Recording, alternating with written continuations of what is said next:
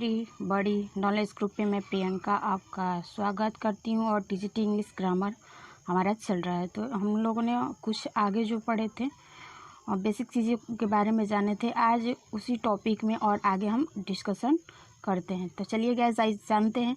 तो हमने पढ़ा था पहले में कैन का मतलब होता था सकता। आज हम पढ़ेंगे कि कैन से कुड होता है। तो कुड का मतलब होता है सकता था, ठीक है। इसका रूल होता है subject plus could plus verb का फर्स्ट फॉर्म प्लस ऑब्जेक्ट होता है, ठीक है। इसका एग्जांपल देखिए, जैसे इसका एग्जांपल है कि वह दरवाज़ा खोल सकता था। तो इसका सेंटेंस बनेगा कि he could open the door. तो ही जो है हमारा सब्जेक्ट है, कुड के जगह पे कुड हुआ, ओपन द वर्ब का फर्स्ट फॉर्म और द डोर हुआ जो वो ऑब्जेक्ट हुआ। एकदम रूल के अकॉर्डिंग जो है हमारा ग्रामर सेंटेंस है, ठीक है। अगला जो है वर्ड था, तो मे का मतलब होता था शायद सकता, ठीक है। तो इसमें मे से माइट हो जाएगा। तो मे से माइट कैसे बनता है? तो मे से माइट बनेगा तो इसका हिंदी अर्थ जो निकलेगा शायद सकता था। तो इसका सेंटेंस स्ट्रक्चर क्या होता है? तो इसका सेंटेंस स्ट्रक्चर होता है subject plus might plus verb का फर्स्ट फॉर्म प्लस ऑब्जेक्ट, ठीक है। तो आइए इसको देखते हैं। इसका सेंटेंस एग्जांपल देख लेते हैं। जैसे मैं शायद खेल सकता था, तो आई माइट प्ले, ठीक है। तो सब्जेक्ट जो है आई हो जाएगा और माइट के जगह पे माइट लगेगा, वर्ब का फर्स्ट फॉर्म और प्लस ऑब्जेक्ट, तो इसमें प्ले हो जाएगा, ठीक है। आगे देखिए, इसमें और चीज़ें हैं जो बेसिक, उसके बारे में हम जानते हैं। तो आइए उसको देखते हैं और उस पर डिस्कशन करते हैं गाइस। तो चलिए आइए गाइस देखते हैं।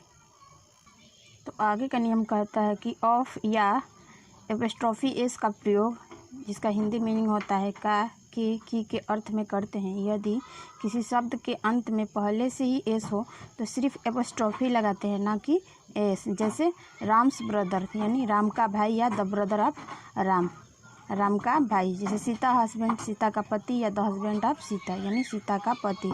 ऐसे ही है बॉयज़ हाउस, घर लड़कों का घर, या द हाउस ऑफ बॉयज़ लड़कों का घर। आइए इसमें आगे और नियम है जिनके बारे में हम जानते हैं। तो आगे का नियम हमारा क्या कहता है? अगर सब्जेक्ट ऑब्जेक्ट और पॉजेसिव एडजेक्टिव, ठीक है। अगर सब्जेक्ट हमारा आई है तो ऑब्जेक्ट मी बनेगा और पॉजेसिव एडजेक्टिव माई यानी मेरा या अपना बनेगा, ठीक है। अगर यू है तो उसका ऑब्जेक्टिव अस बनेगा और पॉजेसिव एडजेक्टिव और यानी इसका हिंदी मीनिंग होगा हमारा या अपना होगा। अगर सब्जेक्ट हमारा यू है तो ऑब्जेक्टिव यू ही बनेगा और पॉजेसिव एडजेक्टिव क्या बनेगा? योर बनेगा, जिसका हिंदी अर्थ होता है तुम्हारा या अपना अर्थ निकलेगा, ठीक है। आगे है ही का ऑब्जेक्टिव बनेगा हिम और पॉजेसिव एडजेक्टिव ही से बनेगा, तो इसका अर्थ होता है उसका या अपना। सी है तो हर बनेगा और उसका पॉजेसिव एडजेक्टिव हर बनेगा, उसकी या अपना हिंदी मीनिंग निकलेगा। अगर हमारा सब्जेक्ट ईट है तो ऑब्जेक्ट ईट हो जाएगा, पॉजेसिव एडजेक्टिव इस, इसका हिंदी अर्थ उसका इसका या अपना निकलेगा। दे है तो देम हो जाएगा और पॉजेसिव एडजेक्टिव जो है हमारा देर बनेगा, उसका हिंदी मीनिंग उनका या अपना निकलेगा। आगे है अगला नियम यह कहता है कि सब्जेक्ट के अनुसार पॉजेसिव एडजेक्टिव में उसका अर्थ अपना निकलता है, जैसे कि हमने पहले में बताया। आगे बात करें, सामान्यतः किसी शब्द में एस जोड़ के बनाते हैं। जैसे अगर पेन है तो पेन्स हो जाएगा, बुक है तो हमारा बुक्स हो जाएगा। दूसरा है यह है कि अगर वाई हो तो वाई हटाकर इसमें IES जोड़ देते हैं। जैसे अगर आर्मी है तो हमारा हो जाएगा आर्मीज, स्टोरी है तो स्टोरीज हो जाएगा, सॉरी है तो सॉरीज हो जाएगा। आगे आइए कुछ और वर्ड हैं जिनके बारे में हम जानते हैं और समझते हैं।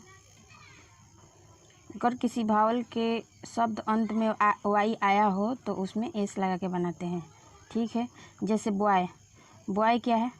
बॉय है तो इसमें एस जोड़ के बॉयज़ बनाएंगे। स्टोरी है तो उसमें स्टोरीज बनाएंगे। टॉय है तो उसमें टॉयज़ बनाएंगे, ठीक है। आगे है एफ या FE आया हो तो एफ या FE हटाकर VES जोड़ के बनाते हैं। जैसे कल्फ है तो कल्फ्स बनाएंगे, लाइफ है तो लाइफ्स बनाएंगे, लाइफ है तो लाइव्स बनाएंगे, ठीक है। ये थे कुछ बेसिक नियम और आगे इसमें कुछ नियम हैं जिसके बारे में हम जानते हैं। तो आइए देखते हैं।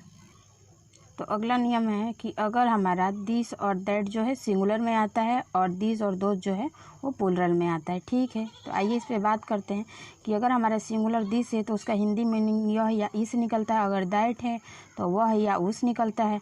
तो इसके कुछ एग्जाम्पल देख लीजिए। जैसे दिस बॉय, यह लड़का, या अगला एग्जाम्पल है दैट बैग, वह बैग, ठीक है।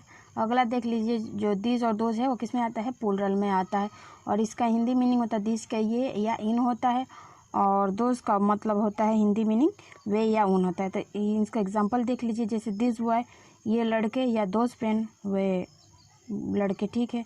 तो ये थे कुछ बेसिक नियम जो एग्ज़ाम के पॉइंट ऑफ व्यू से जानना आपके लिए बहुत बेहद तरीके से ज़रूरी था, ठीक है। तो ये आज इसी पे हम आज का लेक्चर ख़त्म करते हैं गाइस। हमारा छोटा छोटा ये वीडियो रहेगा जिसको आपको पढ़ने में आसान तरीके से समझ में आएगा। तो आज के वीडियो यहीं तक, अगले वीडियो के साथ मिलते हैं, तब तक के लिए धन्यवाद एंड थैंक यू। जय हिंद, जय भारत।